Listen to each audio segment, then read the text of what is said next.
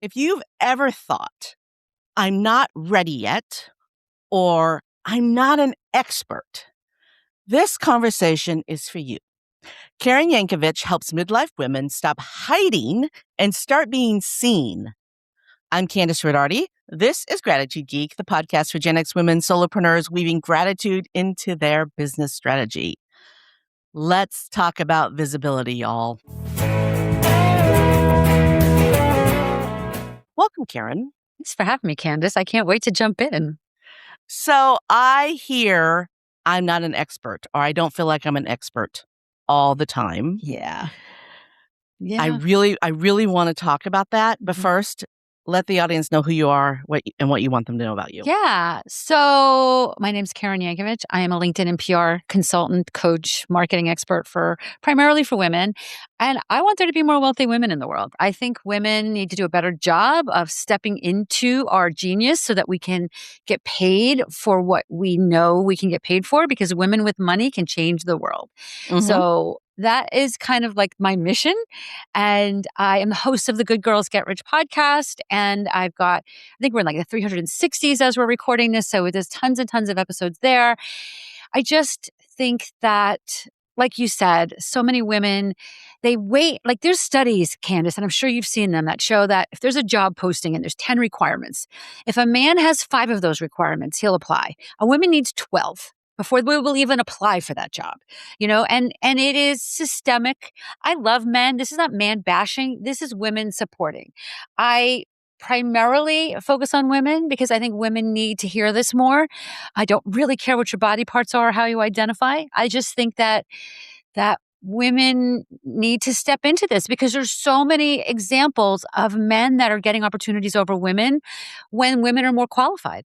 Mm-hmm. So one woman at a time, Candice, we're just going to change that. I bring this topic up a lot because to me, it is so telling of how women can change the world. There was a very high-profile divorce within the last few years. And when the husband remarried, he spent $250 million on his wedding.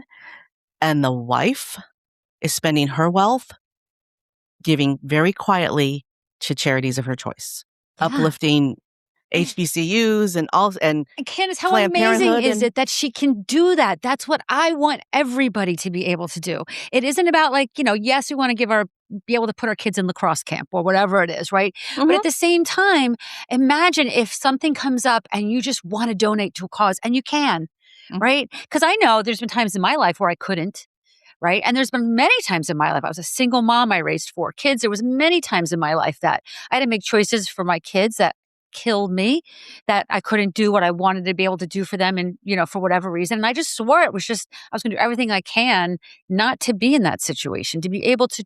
Money gives us the opportunity to choose, but it starts with us kind of stepping into that identity. Yeah. I always laugh when clients tell me, well, I don't feel like I'm an expert in that topic, because they know more about the topic than I do. Mm-hmm. If you know more than someone else, you are the expert. Yeah. Well, I heard somebody say it like this one time.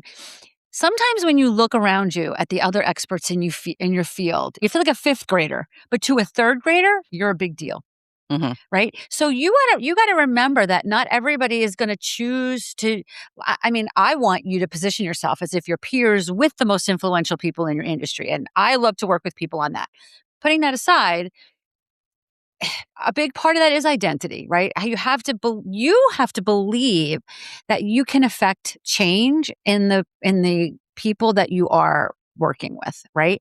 And if you believe that, then it doesn't matter if you're a 5th grader or an 8th grader or the best in the industry, right? You just need to know that you can take your prospect from point A to point B, maybe even point C, with some overflow, over deliver, and charge an amount that allows you to do all of that and serves you and serves your client really well. And, it sounds like so pie in the sky, but when you think about it, when you really create offers that that allow for change in your clients, the world changes. And I know it sounds dramatic, but it's true. I mean, one of the exercises that we do in our visibility salon and some of the work that we do is, I firmly believe that if you price something at $10, you need to believe in your heart of hearts that it's worth $100.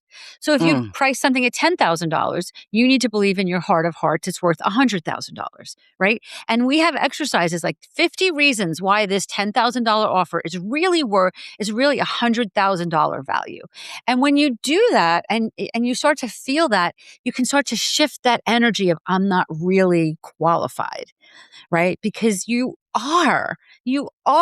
And we need community to help us that, like we all do, right? I don't believe there's any such thing as overcoming imposter syndrome. I think the minute you do, there's another level, right? And then you have to overcome that, right? So just surround yourself with people that are willing to help you get through those moments and know that if it's there for the men, it's there for us too. And it takes courage. Mm-hmm. But we have to open our eyes and recognize it exists first so that we can address it. Almost every single thought leader I have ever read or listened to has said that if you want to learn something, you need to teach it. Yeah, exactly. So just because you hardly know something, you still know something more than the person you're going to teach it to. Yeah, it's true. So why not teach it? Right. It's true. It's very true. And you can teach it without having to have 9,000 certifications to teach it. One of my clients calls that procrastinating. She just gets another certification. And I'm like, where on earth is the money? She says, I know. That's the problem. I'm like, okay, stop with the training, stop with the certifications, and start sharing your knowledge with other people so that you can start bringing money in for you. And, listen, if you do what you got to do, but if I can avoid you having to go work at Macy's and you can, and instead of sharing your gift with the world, I want you to be sharing your gift with the world, right? And if your gift with the world is working at Macy's, God bless you, do it. But if you want more, you can have it, but we have to create it. And it takes so much courage and so much support and community. So we've covered the I'm not an expert, but what about I'm not ready? And you sort of did talk about that with the procrastinating, right? Procrastinating, but what else? Are we ever ready? Are you ever ready? Like if we wait till we're ready, we're never going to get anything done. And listen, I'm a Jersey girl, born and bred, and we don't wait. We just blow through things, and sometimes you just got to do that. And it does. Again, it comes back to having the courage and having the guts to just take that next step, and then step after that, and the step after that.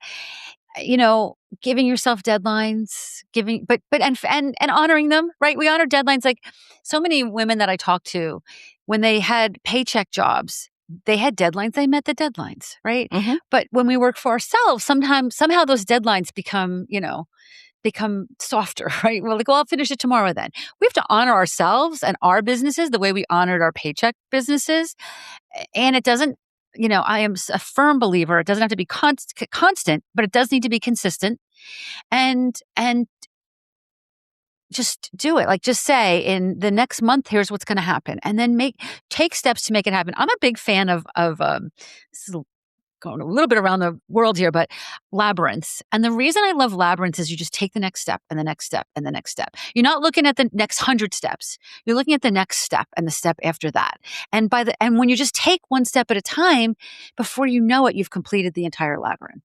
That's what we need to do instead of saying, and I'm the thing about the labyrinth though is if you go the wrong way, you just turn around and go back and try a different route too.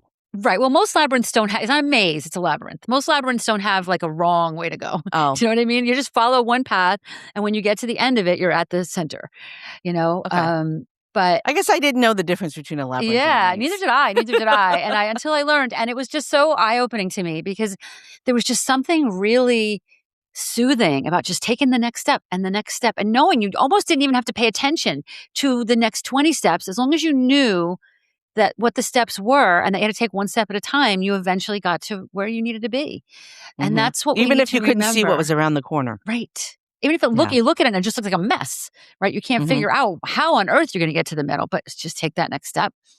And somehow we end up there.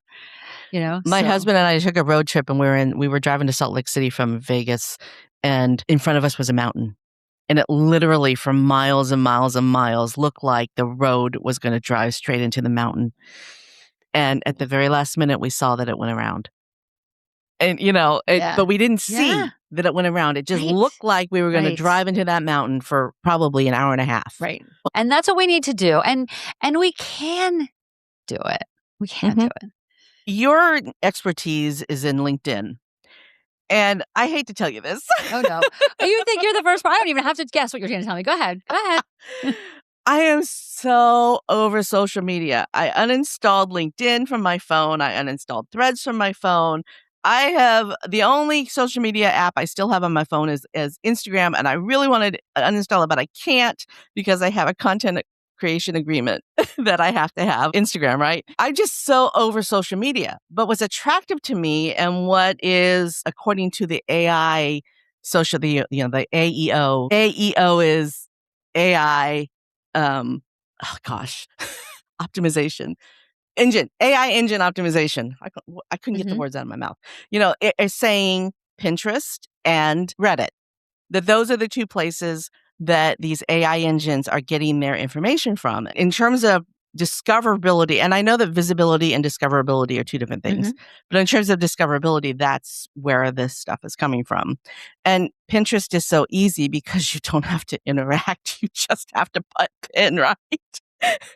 But you are a LinkedIn trainer, and It's so funny. The only two apps I keep on my phone are LinkedIn and Threads. because it's the conversations that bring me the biggest opportunities. Yeah. It's the conversations. And listen, I do all the other stuff, right? I have Instagram. I don't have Pinterest. I don't use Pinterest or Reddit, so maybe I'll have to look into that. If you ask 100 people where their biggest, juiciest opportunity came from, 99 of them are going to say a referral. And that comes from talking to people. And it doesn't mean I don't get business in other places, right? Like some of the, there's lots of other ways, and they're not my expertise, but there's lots of other ways to bring lower ticket things in. But the bigger ticket opportunities come from referrals, come from talking to people. And the only way to get more referrals, because in theory, you can say, well, that's not repeatable. This is. But referrals are repeatable if you continue to build referral relationships with people. And then more people know who you are and have the ability to refer you. Again, I'm going to say what I said earlier because it's really important. What I love the most about LinkedIn is it doesn't have to be constant. It just needs to be consistent. And of all the platforms out there, and I'm not an expert in all of them, but from my understanding of all the platforms out there, most of them want you to post at least once a day, if not multiple times a day.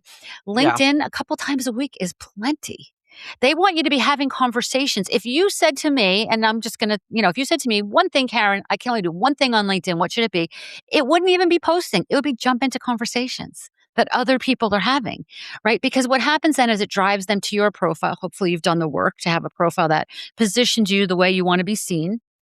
And then that's what brings opportunities. It gets you in front of people. And the marketing that you can do on LinkedIn is magnetic. And I know, as I say that, there's people listening to this saying, Karen, are you kidding me? I get 50 pitches a day from people on LinkedIn. What's magnetic about that? Don't do that. Right? And ignore that. Just ignore that. That's what's so exhausting about LinkedIn. But every time I log in, there's like 6 people who have DM'd me trying to sell me their services. Of course. And do you know what I respond to every single one of those?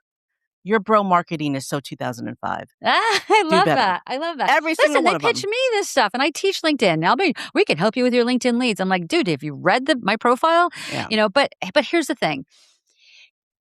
I refer to LinkedIn as my money tree, and it could be everybody that's listening. It could be your money tree. That's the weeds. Do not let your money tree wither and die because of the weeds. Throw them out, pull them, throw them out, and just have a very consistent, simple strategy that keeps having conversations with people. LinkedIn's algorithm, and I hate to even say this because the minute I say LinkedIn's algorithm, they're going to change it. But LinkedIn's algorithm consistently over the last year or two has favored people that just stay in their lane, talk about what they're expert in, jump into conversations about what they're expert in, and then move on, right? Like if you spend 15 minutes a day doing this, I almost want to say you'll make an extra 6 figures a year. Like it's that powerful. And so many people I speak to, like you, say, LinkedIn gives me a headache. It makes me exhausted. All I see are pitches. I get it. But we have to shift our mindset around that because this is where the opportunities are. The people that have money are on LinkedIn. That's true. On Threads, they're really good about showing you what has done well for you. Right. This comment got 1,000 views. This comment got 10,000 views. I mean, I've had comments that have got way more likes than any of my posts. Right. And so that's true on LinkedIn too. It's your comments that your engagement is what hopefully because does well. LinkedIn definitely favors that. I will say that most social media platforms, Facebook, Instagram, most of that stuff, I pretty much use primarily to market my business. Threads is more me. Threads, I jump into conversations that I might not jump into in other places. Threads, I might share things that I might not share in other places. Threads, I feel like I meet people on Threads. So to me, it is almost like a social place for me. So that's one of the reasons why I like it there. Like I just finished watching a series on TV and I was like, the ending, wow. And I jumped into Threads and I searched for that series. I'm like, I need to see what other people are saying about this. Because I know my people are there and I know that I want to hear what they're saying about it. So to me, do I market on Threads? I do. My podcast gets marketed there. Thread gives you the ability to put a link in there. I post LinkedIn tips on Threads. I jump in and, I put some Karen's hot takes, again, bringing a little Jersey into it and a little more, disruptive comments here and there in there. But primarily I use Threads to just have conversations, but it does lead to opportunities. LinkedIn is where all my money comes from. The vast majority of my money comes from LinkedIn. The listeners to the show that I have personal relationships with. And listener, if we do not have a personal relationship, if you've never DM'd me, please do, because I would love to talk to you and meet you. Yes. All right. But the listeners that I have conversations with that I know are listening, they are massage therapists, authors. Traditionally, a massage therapist, does a massage therapist do well on LinkedIn? Absolutely. How? Okay. This is the gold. Everybody listen to this because this is important. Most people go to LinkedIn to get clients, right? Or to get a job or whatever. I want you to shift the way you think about it. When I'm creating a LinkedIn strategy for myself or for other people, there's 3 types of relationships I want people to be building on LinkedIn. First, of course, we want to build relationships with people that might hire us. But that is not my priority. That is the lowest priority for me. The other 2 priorities, and this is where it's important for massage therapists, are potential joint ventures. Who else has an audience of people that I need to know? People that serve my same audience. Maybe it's for a massage therapist. Maybe it's doctor's offices that might be able to bring you in or refer their clients to you. Maybe there's chains of doctors. Maybe there's a chain of physical therapists that, you can build a relationship with the marketing director of this chain of 20 physical therapist office. And that gets you they get you an opportunity to get referrals from that, right? Like kind of one-to-many type opportunities. And that is collaborative, right? So when we do outreach to these people, we're not pitching them buy my stuff. We're saying, I've been watching what you guys are up to. I love it. I think it's so aligned with the work I do. I'd love to jump on a quick call or have coffee someday, depending on what your market is. The third category are journalists. Who are the podcast hosts, media people, especially if you're a massage therapist and your business is in person, you want to know all your local journalists, especially the ones that talk about health and fitness, because when they write their next article, you want them to quote you in that article, right? And everybody listening here should be connecting to me and connecting to Candace on LinkedIn and sharing this episode and tagging us. I get pitched for my podcast, I don't know how many times a day, like a lot of times a day. And a lot of it is just cold pitch stuff. Most of it doesn't even make sense, right? But when somebody tags me and says, Karen, I'm sharing this, shares this episode, right? And then DMs me and says, heard your conversation with Candace. You guys talked about this, or this. I have a point of view on this. I think that what you didn't talk about was this. This might be a really good conversation for your show. That's a great pitch. You know what? That is a fantastic pitch. That's a great pitch. And because you're serving me, right? By sharing it, by tagging me, by sharing with your audience, and then reaching out like that. If you do that a couple times a week, now granted, it feels like more work because you have to take some time to listen to the episodes and blah, blah, blah. But it is so much less work because your results are going to be so higher. You're not going to send out 100 cold pitches and get 1 response. You're going to send out 5 pitches and get 3 or 4 maybe good responses, right? Mm-hmm. So that's where somebody that feels like LinkedIn isn't for them is missing the opportunities. And that's where it becomes magnetic, right? That's where people start coming to you as opposed to you going after them. They're listening and they're connecting. Hopefully anybody that's listening is, Candace said, DM her, connect with me on LinkedIn, DM me as well. This is how we build relationships and build a network that is really, really profitable. So you talked about deadlines, and I gave myself this deadline to write this article by this morning so it would go out today, because tomorrow, today is April 29th that we're recording this. I know it's like the middle of May, y'all, but we're recording this April 29th. So on April 30th, my buddy Alicia and I are doing a live training on how to get booked on podcasts. The replay is available inside the Gratitude Geek Lab. I gave myself this deadline to have an article published to my blog today, April 29th. And I didn't get it done last night, so I woke up early to finish it this morning. So it was done this morning. But I gave myself that deadline, and I stuck to it because as a solopreneur, I'm the only person who holds myself accountable. Right. And that deadline was important to me because it is a lead-in. It's something I can refer to in tomorrow's class. Awesome. And here's what happens if we stop doing that for ourselves. We have to go back to a paycheck job and get out of bed at 5 o'clock in the morning and take a shower and jump in our car and commute an hour and blah, blah, blah, blah, blah. Why can't we put that kind of effort into our own business, right? Like, not happening. Think about that. How much effort you had to put into just getting up and getting out to your paycheck job. If you could put half of that effort into your own business and meet those deadlines, and again, 15 minutes a day.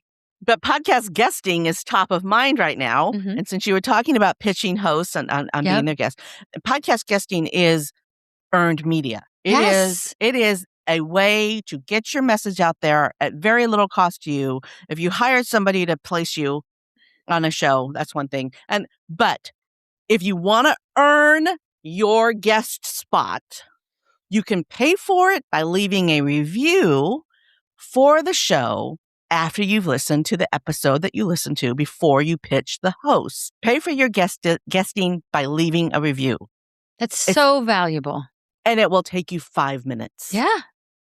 Anyway. So valuable. So valuable. It doesn't even have to be a review. It can be a comment on if you're on LinkedIn and you're pitching the host on LinkedIn, comment on the last episode that the host shared. Share the episode yourself. Or share the episode yourself. And tag the host. And tag the host. And tag the guest. And jump, because guess what happens then? You get in front of my whole audience when you tag me in this. Mm-hmm. Now, please don't tag me in stuff that don't relate to me, right? People do that all the time because they know I have a big LinkedIn network. Don't do that because I'll just remove the tag. But tag me and genuinely provide value. And do this on a very micro-targeted level. I am, like, the women that I work with are freaking busy. Like, I'm not asking you to kill yourself to do this. I'm asking you, spend a morning, do some research, find 100 podcasts you want to be on, spend some time in Apple Podcasts. And if you're focusing on LinkedIn, then maybe you or your VA or somebody can then see of those hosts, how many of them are actually active on LinkedIn. And then start with those people and do a couple a week. Don't do it all at once because you'll never follow up. Couple a week, every week, like watering your money tree. Keep it watered. If you want some hot tips on how to actually do that research, join the lab, Gratitude Geek Lab, CandiceRodarty.com/lab, and look for the replay from the How to Get Booked on Podcast training, because we are going to cover that. So immensely valuable. So immensely valuable. Because I'm just going to take this back one step. If you bought into my initial comments of like, let's find some high ticket opportunities. Let's find the 10K opportunities. Nobody's giving you 10K without throwing your name into a search to checking you out. The other thing that happens when you're booked on a lot of podcasts is you have a lot of Google juice, and that helps you land those bigger opportunities because you've intentionally built credibility online. And that is how when you go to somebody and say, I've got this opportunity, it's $20,000, blah, blah, blah. They're going to say, all right, I'm going to check it out. They're going to check with their team, whatever. Their team's going to Google you. And, you gotta show up as worthy. This is one of the ways you do that. This is such a great training that you're doing, Candace. People need this.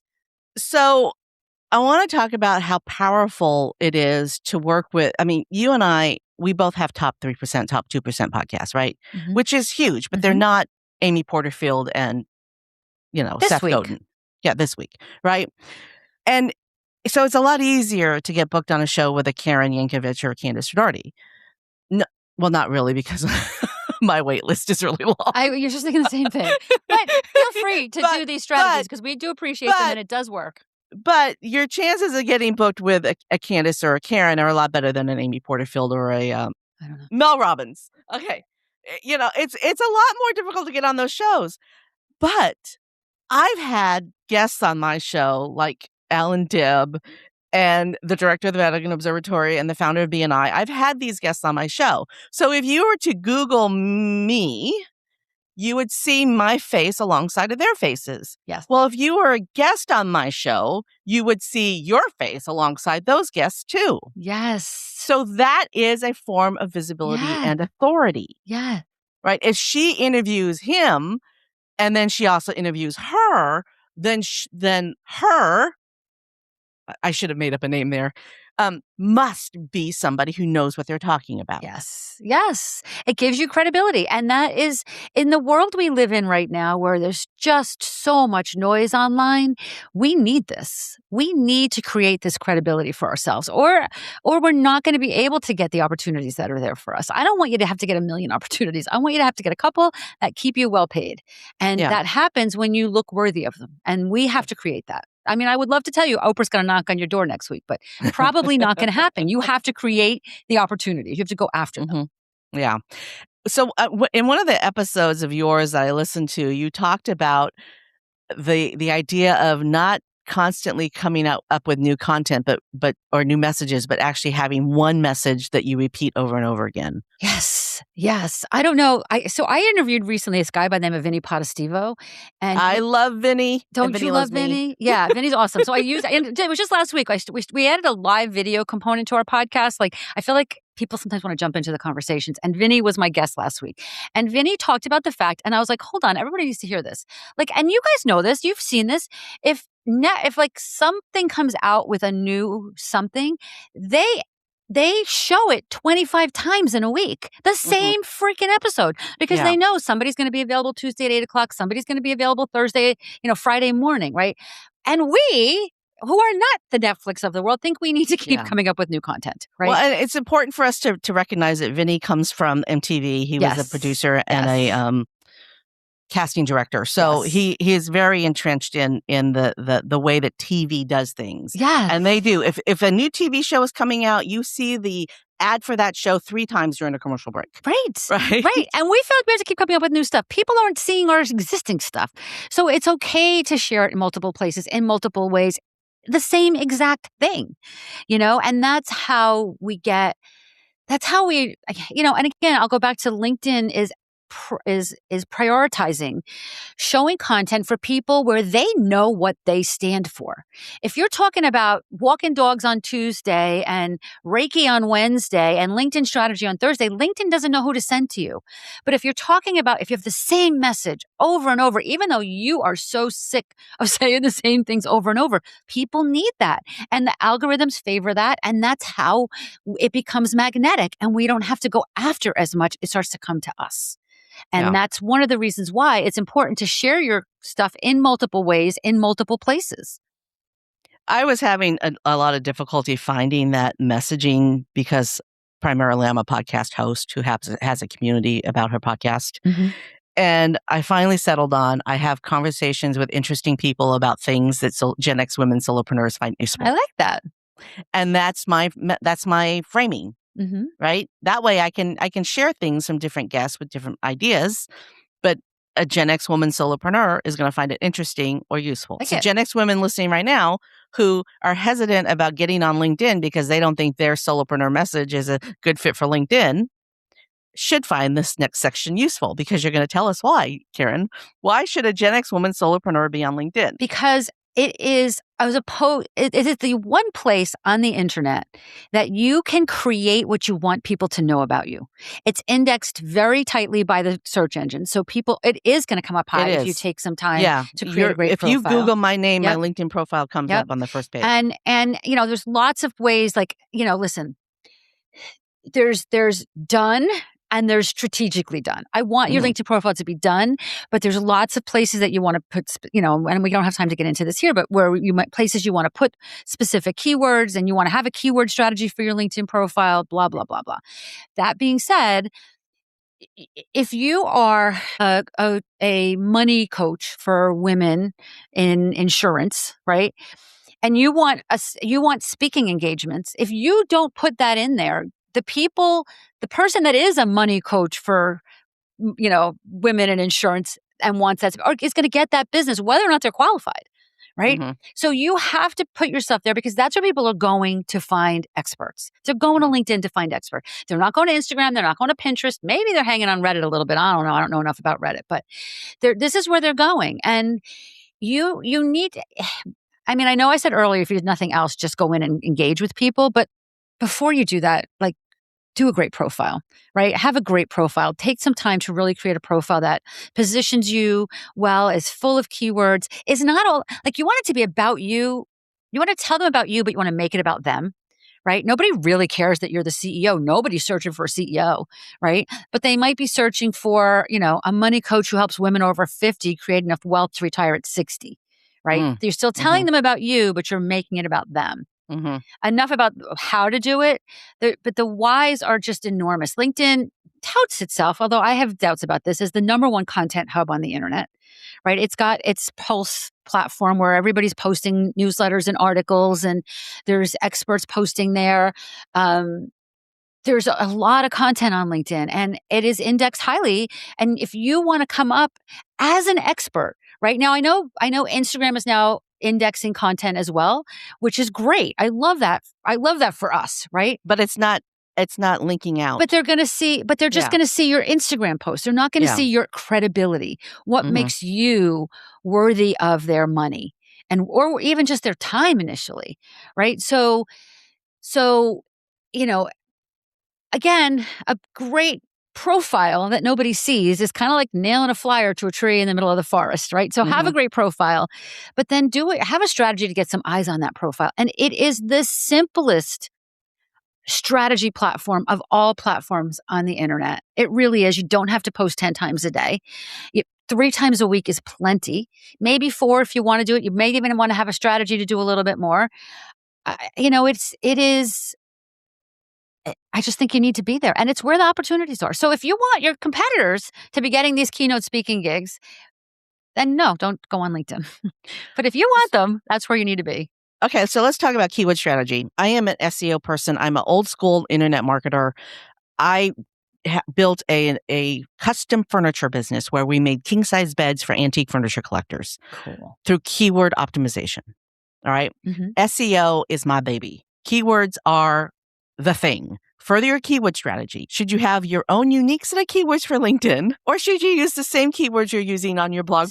So a little of both, and I'll tell you why. Nobody's on LinkedIn searching for a great vitamin D supplement, but they might be searching for a vitamin D supplement distributor. Right? So you want to take what you do and think about how you're driving searches on the internet, and then shift it to the exact kind of thing you want people to find you for on LinkedIn. It's similar, but it's not the same. So you do have to pay attention to that. Again, another thing that's important on LinkedIn is, if it's important to you, is geography. Right? If you're a massage therapist, you can put all the keywords you want about massage therapy, but if you don't put massage therapist in Minneapolis, Minnesota, somebody looking for a massage therapist in Minneapolis isn't going to find you. Yeah. So you need to think about those kinds of things on LinkedIn. And in the world of massage, there are so many different modalities. You have to include your modalities too. Yeah. Because if somebody is looking for a deep tissue massage and you offer myofascial release, they're going to be disappointed when you give them a myofascial release, which is not deep tissue. Right. So you want to think about so it's similar, but there's definitely important nuances to a LinkedIn keyword strategy. Yeah. Okay. So have your pillar keywords that you work with, and then maybe make your LinkedIn buckets, your blog post buckets, keywords are so important. They're important for Pinterest. They're important for YouTube. They're important for your podcast. They're important for everything. You have to incorporate those keywords that are searched by people who want what you offer. Right. Don't just come up with a keyword strategy because you like the keyword. Right. How is that going to make you money in the long run? And Right. I was watching, I've been totally into Pinterest lately because I'm trying to learn Pinterest. Because so many of my clients are saying, well, how do I use Pinterest? I don't know. I just know that it was the number one space that people found us when we were selling furniture, right? I just know I made a lot of money because of Pinterest. Mm-hmm. Yeah. Good reason to use it. But something that one of the Pinterest trainers said in a YouTube video I was watching, because I do a lot of research, y'all. I listen to a lot of podcasts and I watch a lot of videos because I want to learn. I'm constantly learning. But then I teach what I learn. Okay. Which is what we pay you for, because, yes. I can spend 6 years on YouTube, or I can spend an hour with you, right? Yeah, exactly. I watched all these videos, really so you don't have to. Right. No, I have paid offers too. So anyway, long story short, this Pinterest trainer said, before I started my Pinterest strategy, I thought about how I was going to make money from it. Mm-hmm.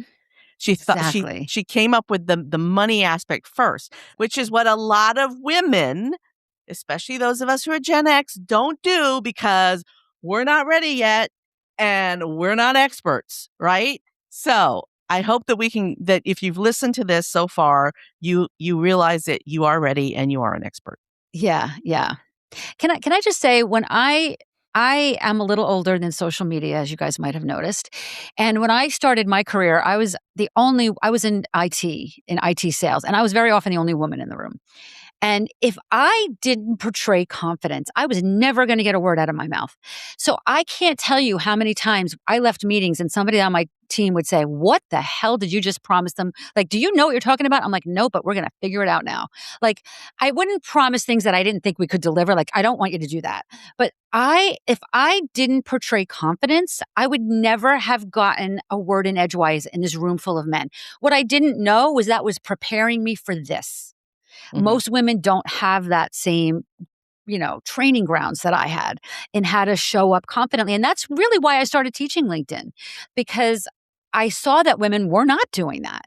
They were not, leading with what they're expert at. And Candace, I can't tell you how many profiles we've written over the decade or two that we've been doing this. And some of the smartest, most accomplished women in the world, Times Magazine top 10 women who say to me, "I don't know if I can say this about myself." I'm like, I didn't make this up. You did all this, right? Like, all I want you to do is own it. So if we own it, we can, and again, thinking about it from a keyword perspective and know that it's there for us, that's when we can start to shift how we show up and what shows up in our bank accounts. The men are doing it. They were doing it back in the 1980s when I was doing it, when I was working in IT. They're still doing it. We got to start doing it. Yeah. And most of them didn't know half as much as I knew, but they didn't have any problem talking about what they knew. I wish I had as much confidence as a mediocre white man. So true. So true. And let me tell you something. Everybody listening knows that guy, right? You've heard him. He's got the keynote microphone in his hand and got paid $20,000 to give the keynote talk. And you're listening to him going, what? He's not teaching me anything I didn't already know. Right. Okay. So this is the Gratitude Geek podcast, which we are all about weaving gratitude into our business strategy. So how do we weave gratitude into our LinkedIn strategy? You know what? There is no better way to show up in the world, I think, right? When you lead your business with relationships and with conversations, and you do it from a place of gratitude, I mean, it's just an amazing way to live your life. Forget about run your business, right? As opposed to always be thinking about how to get the next client. Just to have these conversations, be grateful that you're building relationships with these beautiful people. And I promise you the money will follow, right? I wish I had a 1 + 1 = 2, strategy for that. And there really isn't. But I know that if you just spend time knowing that you're changing lives and being grateful for the opportunity to do that, everything will change in your business. I am so grateful for the women like you, Candace, that I get to have in my life because of the work that I do.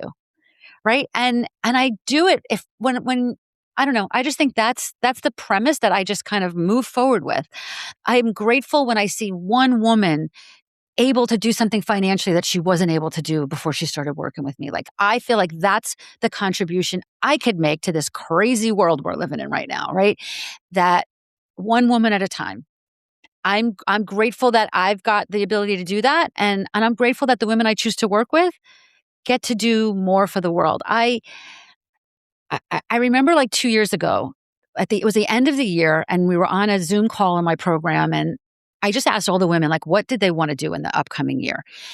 And I kind of let it go all the way around the room before I pointed out to them. Not one of them, not one person had a money goal. Every single woman had an impact goal, right? I want to be able to do more of this. I want to reach more of this. Like we are, if we remember that we can build our businesses from this place of service and gratitude, then we get to live these amazing lives with these amazing businesses. I don't know. I know it sounds kind of crazy, or maybe sounds like a little, I don't know. I just think I'm so lucky I get to do it, and I want more women to be able to do it. What we know is that women are impact driven, but you cannot make an impact unless you have the financial backing to do it. And the bigger your impact goals, the bigger your money goals need to be. Well, sometimes you can use other people's money to make those impacts. But who's giving you money if you haven't built the credibility to look like you were worthy of it? Right? Exactly. So all of it, it's all the same. It's all the same conversation. You still have to show up as worthy of other people's money as well. And it's a great strategy. Well, I appreciate you, Karen, because I have not updated my LinkedIn profile in quite some time, and I'm sure that it is very outdated, and I am inspired to go and look at it and update it. It's always worth looking at LinkedIn again, right? It's always worth looking at LinkedIn again, and I know, and you've inspired me to give it a shot. But does that mean I'm going to stray from my Pinterest rabbit hole that I have gone down? No, because I really think there's value in Pinterest too. Well, and remember that I said to you, this doesn't take a lot of time. I just think, like, if there's even a chance that I'm right about LinkedIn being your money tree, all you got to do is water it a couple times a week. Like, that's it, and if you let it die, it's going to be a lot harder to bring back to life. So just a couple times a week, sit on your couch in the morning while you're catching up on the news. Put the app back on your phone, Candace. Yeah. And you know what? Because here's the thing too, when people DM you on LinkedIn, 9 out of 10 times it's some good stuff, right? So I want to get those DMs when I know they're active on LinkedIn so that I can jump right back into it, So it can be simple. I want it to be simple. To be honest, when I meet someone new who I connect with, if I'm in a networking meeting or whatnot, LinkedIn is where I connect with them. Right. I mean, I'm not looking for them on Threads. Right.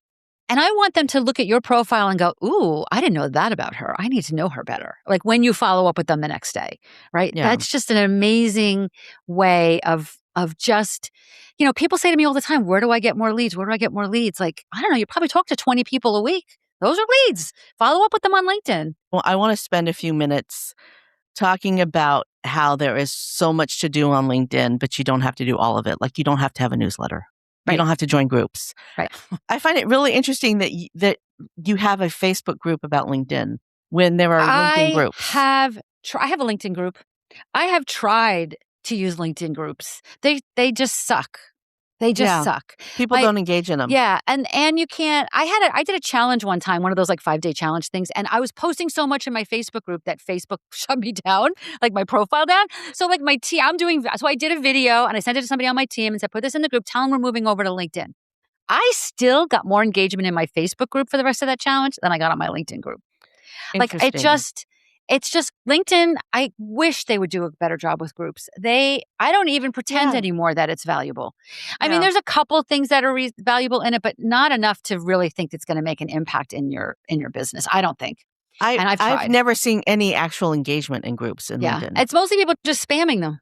Yeah. Who's reading so you don't need to join groups. You don't need to have a newsletter. You don't need to do any of those things. You just need to comment on other people's posts. If you have a newsletter that's going out, and your email, and you can just copy and paste that into LinkedIn once or twice a month. So you can do a copy paste? You can.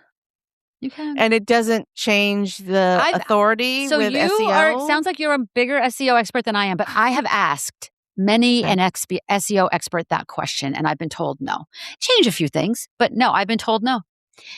So just repurpose it. Yeah, repurpose it. Because what a newsletter does for you on LinkedIn is it gets into their actual inbox if they subscribe to your newsletter, not just their LinkedIn notification. It shows up in their inbox, which is valuable. Okay. So again, I don't want you to spend a lot of time on it. It can be simple. There's a study that showed like every other week is okay for a LinkedIn newsletter. And maybe that's even the best cadence for it. Twice a month, copy and paste something, maybe even take a couple things you did in the last couple weeks and throw it all together into one, like, here's what's going on, LinkedIn newsletter with some value. You want to provide some value, like, why are people reading your newsletter, right? But yeah. I'm not asking you to do a lot. I promise you I'm not. But if I'm saying 2 to 3 posts a week, maybe one of them a couple times a month is your newsletter. I do think a newsletter is valuable. Think of the newsletter as a post, not as and it stays on your profile, right? Like kind of almost like a part of your profile. So it adds to your credibility, your leadership skills, that kind of thing. But the most important thing that I'm hearing from you is to engage in other people's stuff. Yes. And use LinkedIn as a place to virtually network. We hear things like your network drives your net worth, or you're the sum of the 5 people you surround yourselves with. And then we post on Pinterest all day long instead of spending 15 minutes a day on LinkedIn. Do you know what I mean? So I'm not saying don't post on Pinterest. I'm not a Pinterest expert. I'm saying you know these things. We've been told this. This has been time immemorial strategies. So even as algorithms change, none of that has changed. Yeah. It's still, people still buy from other people. Their 20K opportunities, their 50K opportunities come from people that refer them. And they're easy to close then. I actually am not an expert in Pinterest. I'm trying to learn it. But what I am good at is SEO. Yeah. I know SEO. Candace, this has been great. Thank you so much for having me. It has been fun. I normally ask for a moment of gratitude, but you've already given us your moment of gratitude.